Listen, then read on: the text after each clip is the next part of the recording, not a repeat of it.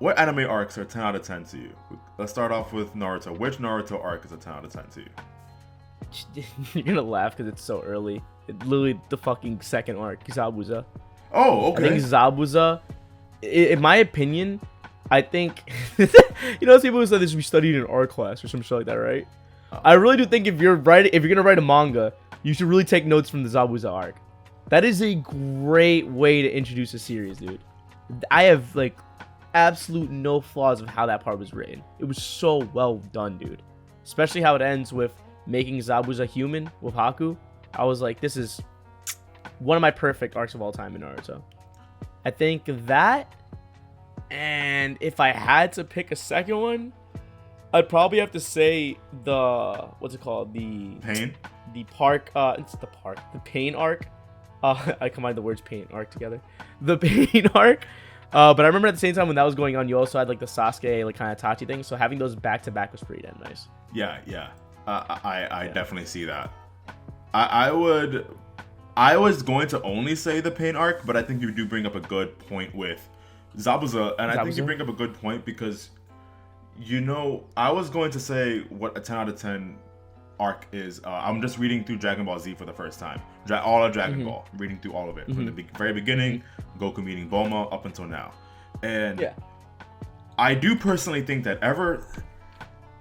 from the Tien arc, like ever since like that world tournament where Tien versus Goku and Tien won the world tournament, all the way until the Frieza saga, and honestly still the Cell saga, that was just back to back to back to back to back to back, like peakness from Toriyama. And like while we shit on Dragon Ball a lot now, that was I'm reading it myself and I'm like, you can see it. It's sort of like when you play Mario 64, Super Mario 64, and I know you, Simon. I know you. And you go world to world or some shit? No, I know you, Simon. I know you. I even made fun of you for this. I told you that. You were like, oh, Mario 64, I mean, yeah, it's all right. Yeah, it's all good. This, yeah. And then I said, Simon, you're such a liar. When you play Mario 64, I know you're going to hit me up. You're going to be like, dude, I forgot just how genius this is. I forgot how much energy. This is the blueprint. This is what a video game is. And then literally they drop Superstars. Or what was it called? Superstars or All-Stars? Whatever? Super Mario game? Yeah, the collection? Yeah. And then literally that's exactly what happened. I played 64 and I was like, damn, bro. I don't know if I can really choose the worst of the three now. I fucked up. This is pretty fucking fire. Exactly. That's how I feel reading Dragon Ball. Dragon Ball? Especially from the Saiyan Saga, especially Saiyan Saga to Frieza Saga, but definitely Frieza. Like, I'm reading Frieza, and I'm like, dude, this is peak shonen. Like, this is how an arc needs to be done. And the Zabuza arc sort of reminds me of the Frieza arc in a way, because it's the only arc, at least that I can remember, from Naruto, where we take our main gang of characters, but you put them in a setting completely alien to them, so they don't have that advantage, and they're dealing with an enemy that is way beyond their level. And so how do you manage that? So you got like, and the stakes are like stupid high. Exactly. You feel that pressure, yeah. Exactly. Like, these are characters that were not meant for this kind of role, so how do they step up to that challenge? And so it kind of feels like that, where in the Frieza saga, you got Gohan, 6-year-old Gohan, and Krillin, who was never the main character, like, in a setting that is the home world of the last sagas, like the Piccolo arc, like the King Piccolo, his which home you never world. thought like would get more expansion on. At the time, honestly, when you were like a kid, probably reading this, you probably did not think Piccolo was gonna we're gonna travel to Piccolo's world. Exactly. To do something that's not even related to Piccolo. Yeah, exactly. So like, even though Piccolo is dead at this time, it's crazy because you still feel his presence in a way because you're literally where he's from. So, and you're dealing with not only Vegeta, who was the main enemy of the last arc, which there's no way they can beat him, but now they gotta join sides to beat like the number one strongest dude in the galaxy. Just as all of them unlock their potential, especially Goku, now turning into like obviously like still the most iconic probably transformation of all time. And the same thing's happening in Naruto. You got Sasuke going Sharingan. You got so many twists and turns in that story. I think honestly they both had great payoffs because you had, like you said, Goku kind of unlocking that potential, but also after so much, like a lot happens leading up to that it kind of feels like this is like I understand completely why he would transform. same thing with Naruto. So much has happened up to him that when he flips the switch and just releases the Nine Tails, it makes so much sense, and the payoff is so good. Exactly. Literally, Sasuke almost died. Exactly. Like, dog. Dude, it literally too. I never thought. I still don't think it's a 10 out of 10, but I see your point as to why you think it is. Like that's. It's just a great way to start it, and obviously that's not the start of Dragon Ball, but like, what a giant arc. Cause like if you were Toriyama, right, and you just came off the Saiyan saga, right, and now you're gonna write the Frieza saga, and let's say you wrote out everything you want to accomplish in this Frieza saga, which he does, it looks like a very intimidating task. Going from the Saiyan saga to that is not easy. Yeah. We're talking about a saga that's way bigger with a lot more important shit that happens to it that you have to make sure your audience is still captivated. And through all that too, Goku's not even in half of it. Yeah. You got to make sure to keep them captivated while the main character is on his way. That is insanely hard to do. So I 100% agree with you. The Frieza arc or Frieza saga is literally one of the most like well-written, perfect story arcs, and I hate that people like kind of misconstrue it and just remember it as just Goku and Frieza fighting for like 50 hours while Nameshi's exploding. That's like their biggest like just, oh, I remember that. Yeah, sure, whatever. Yeah, that's an anime problem. Because in the manga, that was quick. Oh yeah, no, they didn't last that long. No, In the manga, that was there like wasn't that should even, have One Piece like that should have One Piece pacing. Dude, in the manga, it was just one panel of him going like angry, and then the next panel was him already Super Saiyan. Like it was was quick. Like there was no. It wasn't the whole flashy like, oh, what's going on? Like none of that. To be fair, the anime did it justice though. That God, that whole like the neck snack back thing. Oh, that shit's so hard every time I see it. Yeah. Oh, I hate it. And if we're gonna go, I know we mentioned it. I think in the last episode, we touched on it already. But obviously, we're gonna talk the rest of the big three, like One Piece. In my opinion, Marineford is like just the 10 out of 10 arc. Like that is One Piece at its greatest. Absolutely, I agree with you. But for me, I still have Water 7 as just my favorite, because I just feel like for when it comes in the anime, I think it's fair to say it's impossible that if you've made it that far and you finish Water 7, you put it down.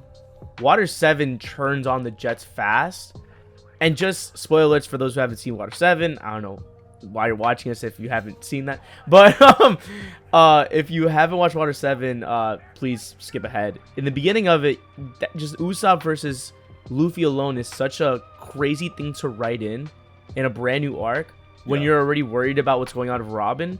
The balls to throw that in there and just hope that like somehow like you make it all work at the end of the arc and your readers don't get mad is so fucking hard. That arc is just so well written, dude. I loved every second of that. I wish I could just forget it and reread it again. Yeah. So good. Definitely. I can definitely see your point also on that. I still don't think it's a 10 out of 10. I think as soon as it gets to... Are you only talking about Water 7 or Water 7, not saga? Ennies. Not Ennies. Just Water 7. Okay, then. Like literally like from the moment it gets to Water 7, shit was just hitting the fan non-stop. Okay, yeah. And then Ennies lobby was just straight up fisticuffs. Yeah.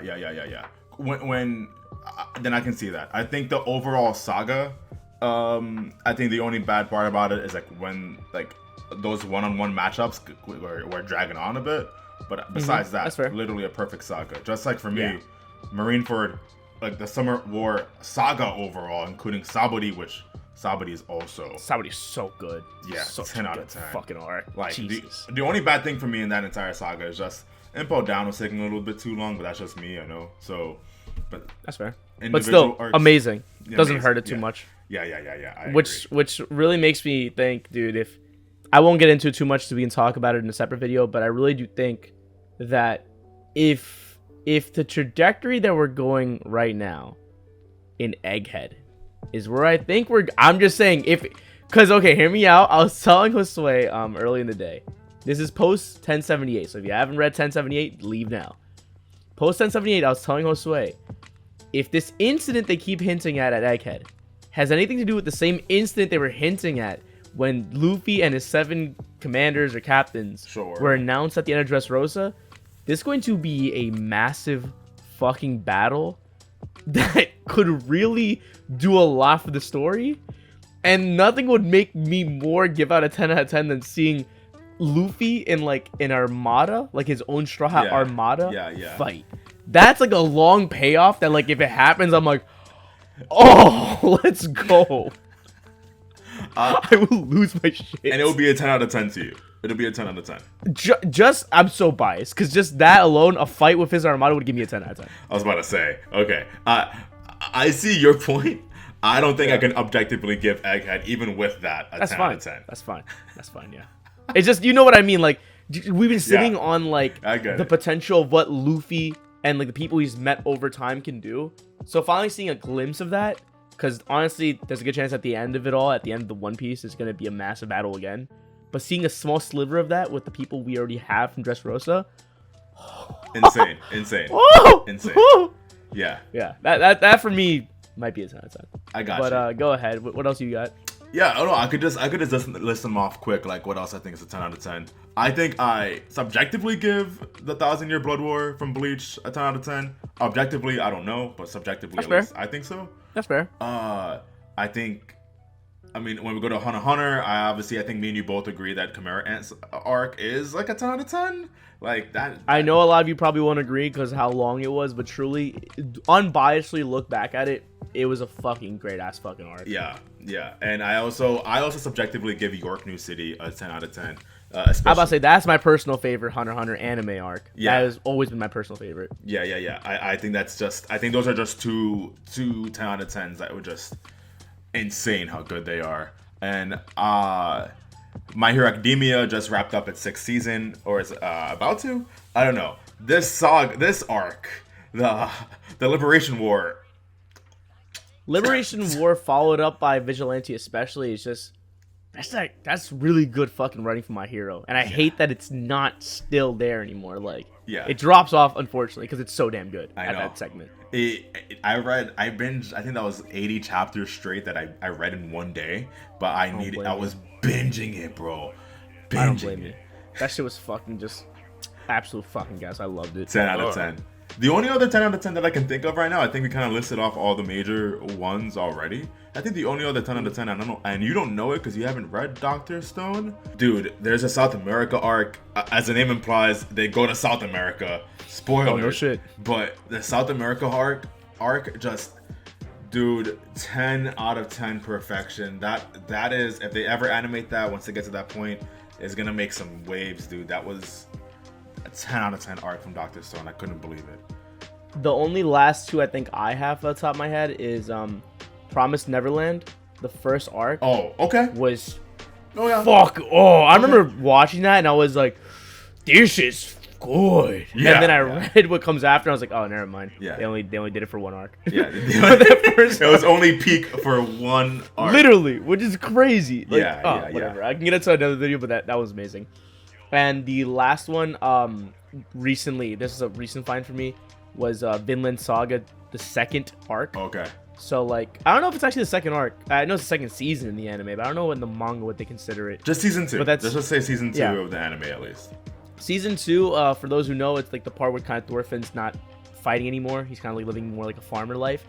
That took me by surprise. That whole arc moved my heart in ways I did not expect. I cried. I told you. Like, there was an episode I legit cried. And I was like, what the fuck? It was really, really good. I think that was like literally one of the best parts, probably the whole series. I haven't finished it, but for me, that was definitely a 10 out of 10. Like, watch and read. I gotta watch it still. Now that you mention animes, I'm such an idiot. The only other 10 out of 10 that I have left is a series overall. I just finished season 2 of it. I think Mob Psycho 100 is a 10 out of 10. I thought I said Yu Yu. No, Yu Yu Hakusho? No. I think Yu Yu Hakusho has a lot of 9 out of 10 arcs, but no 10 out of 10. But that's not 10 out of 10. Yeah. You think Mob Psycho doesn't have a single flaw? No.